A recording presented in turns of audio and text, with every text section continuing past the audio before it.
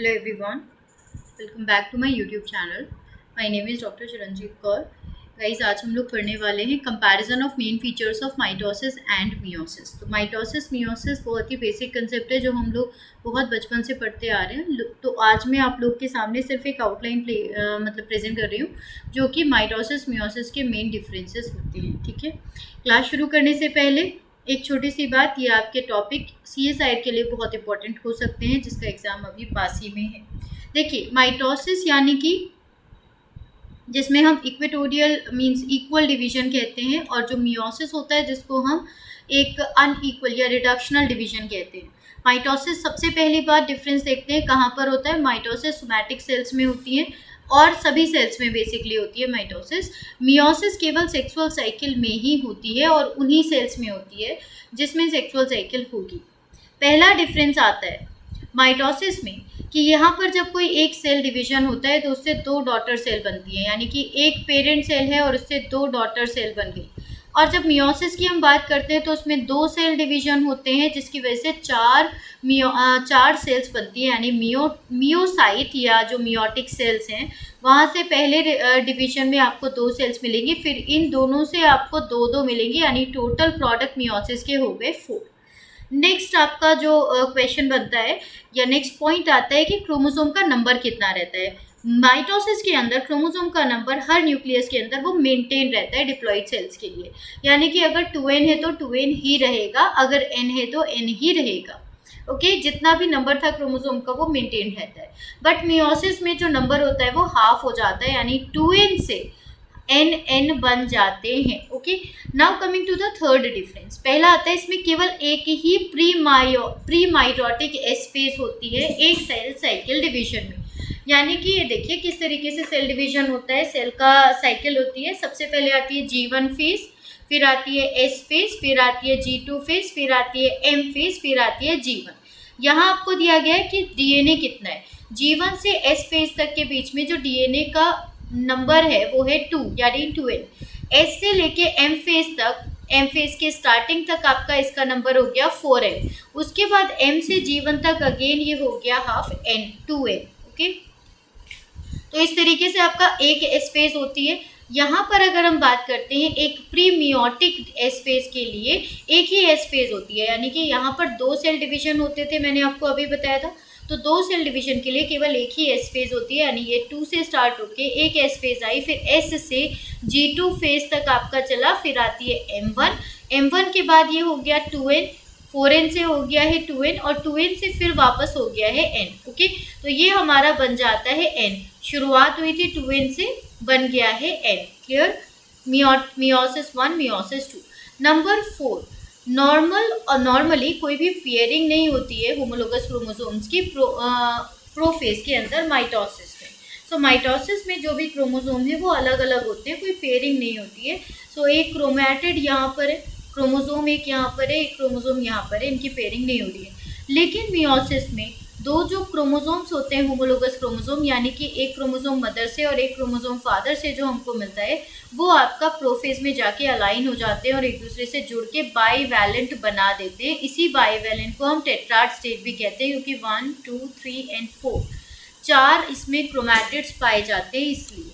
अगला डिफरेंस आता है, यहाँ जनरली जो माइटोसिस होता है उसमें नॉर्मली कोई भी रिकॉम्बिनेशन प्रोफेज में नहीं पाया जाता, लेकिन मियोसिस में कम से कम एक रिकॉम्बिनेशन तो मिलता ही है नॉन सिस्टर क्रोमैटिड्स के बीच में।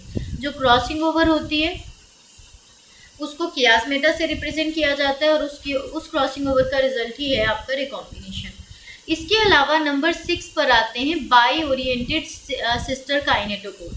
जो सिस्टर काइनेटोकोर होते हैं, यू कैन सी इसमें आपके यहाँ पर, जैसे कि अगर मैं बात करूँ काइनेटोकोर कहाँ पर प्रेजेंट होते हैं, तो देखिए ये क्रोमैटिड्स हैं, सेंट्रोमियर है, सेंट्रोमियर के इस साइड पर काइनेटोकोर कॉम्प्लेक्स पाया जाता है और उस कॉम्प्लेक्स से आपके क्या जुड़े होते हैं, स्पिंडल फाइबर्स जुड़े होते हैं, काइनेटोकोर माइक्रोट्यूब्यूल्स जुड़े होते हैं।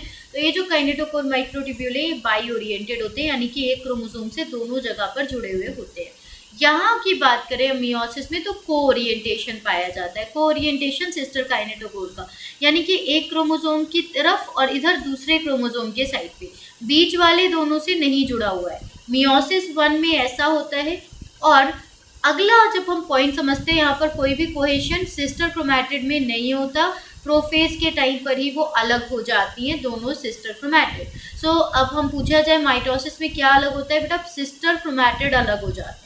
अगर हम बात करते हैं यहाँ पर एक दूसरे के बीच में जुड़ा हुआ रह जाता है, सिस्टर क्रोमैटिड एक दूसरे से जुड़े रह जाते हैं प्रोफेज 1 में, मियोसिस 1 में। यानी मियोसिस 1 में ये क्रोमोसोम सेपरेट होते हैं, ये अलग, इस तरीके से दो क्रोमोसोम सेपरेट होते हैं, ना कि दो क्रोमैटिड। नंबर 8, सेंट्रोमियर जो होते हैं वो एनाफेज पे डिवाइड करते हैं, ठीक है, और दोनों आपके जो क्रोमैटिड्स हैं वो अलग अलग चले जाते हैं डिफरेंट पोल्स पे। यहाँ पर बात करते हैं तो सेंट्रोमियर एनाफेज 1 में डिवाइड नहीं करते, लेकिन सेंट्रोमियर एनाफेज 2 पे डिवाइड कर जाते हैं।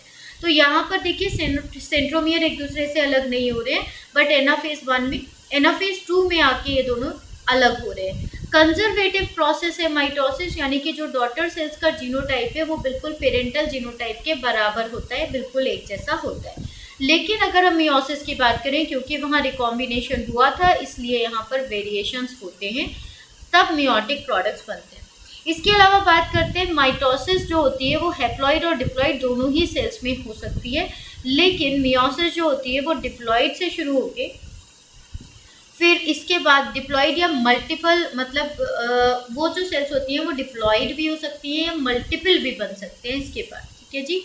यहाँ तक हम बात करते हैं। इसके अलावा हम कहाँ पर डिफरेंस समझ सकते हैं, कियास्मेटा एंड कोहेसेंस जो होते हैं एक दूसरे, कियास्मेटा मतलब क्या होता है कि कोहेसन प्रोटीन्स होती हैं, कोहेसन प्रोटीन्स क्या करती हैं, जो आपके सेंट्रोमियर्स होते हैं या जो भी आपके जो सिस्टर क्रोमैटिड्स होते हैं उनको आपस में जोड़ने का काम करती हैं कोहेसन प्रोटीन।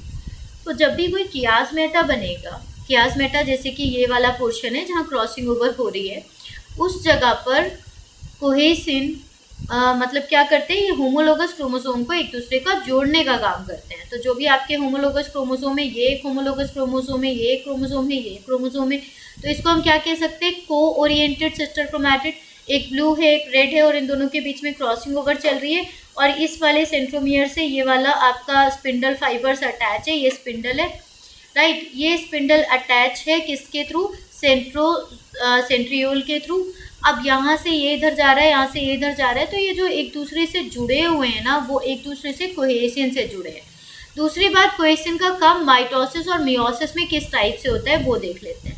देखिए माइटोसिस की हम बात करेंगे तो माइटोसिस में जब मेटाफेज होती है, तो मेटाफेज के अंदर ये आपका जो पूरा क्रोमोसोम है, इस क्रोमोसोम के अंदर ये आपका क्या है, ये आपके कोहेसन प्रोटीन है SCC1, ये आपके सब कोहेसन प्रोटीन्स में आते हैं, कॉम्प्लेक्सेस में आते हैं, काइनेटोकोर कॉम्प्लेक्सेस में आते हैं।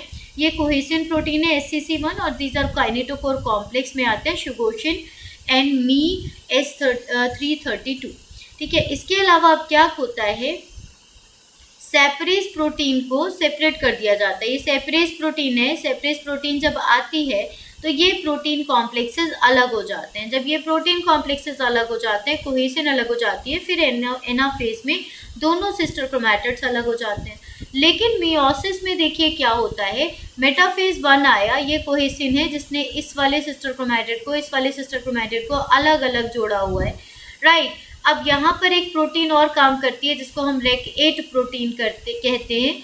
यहाँ पर आया आपका सेपरेज प्रोटीन, सेपरेज प्रोटीन आई तो ये सिस्टर क्रोमैटिड तो अलग हो गई, ये दोनों तो अलग हो गए सारे, बट ये REC8 अलग नहीं हुआ एनाफेज 1 में। फिर आया मेटाफेज 2, मेटाफेज 2 में जो REC8 प्रोटीन थी इसको हटा दिया आपका सेपरेज ने। जब REC8 निकल गए यहाँ से तब जाके ये दोनों अलग हुए। तो ये पूरा प्रोसेस है, दोनों के बीच का डिफरेंसेस मैंने आपको समझाए। अगर आपका कोई क्वेश्चन है आप पूछ सकते हैं, कमेंट सेक्शन में आपका क्वेश्चन का वेलकम रहेगा, प्लीज़ पूछिएगा। इससे रिलेटेड कुछ प्रीवियस ईयर क्वेश्चंस मैं आपको लेकर आऊँगी और उसकी मैं आपको क्लियर बता दूँगी कि किस तरीके से यहाँ से क्वेश्चंस आपके CSIR में या अदर एग्जाम्स में आते हैं।